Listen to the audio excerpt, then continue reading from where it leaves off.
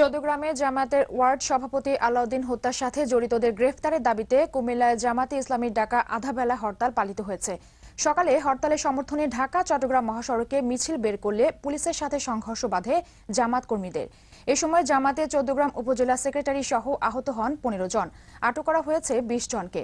হরতাল শেষে কুমিল্লা জামাত কার্যালয়ে সংবাদ সম্মেলনে সাবেক সংসদ সদস্য জামাত নেতা আব্দুল্লাহ মোহাম্মদ তাহের বলেন, ঈদের আগে খুনিদের গ্রেফতার এবং জামাত নেতাকর্মীদের মামলা প্রত্যাহার না হলে ঢাকা চট্টগ্রাম মহাসড়ক অবরোধ করা সহ বৃহত্তর কর্মসূচি দেয়া হবে।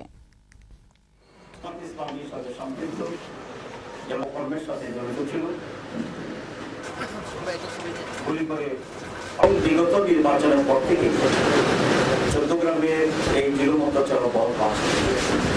আমাদের 5 শতাধিক বিভিন্ন পর্যায়ের কর্মী এবং নেতা এই 3.5-4 বছর ধরে বাড়ি ঘুরে আসতে পারে না।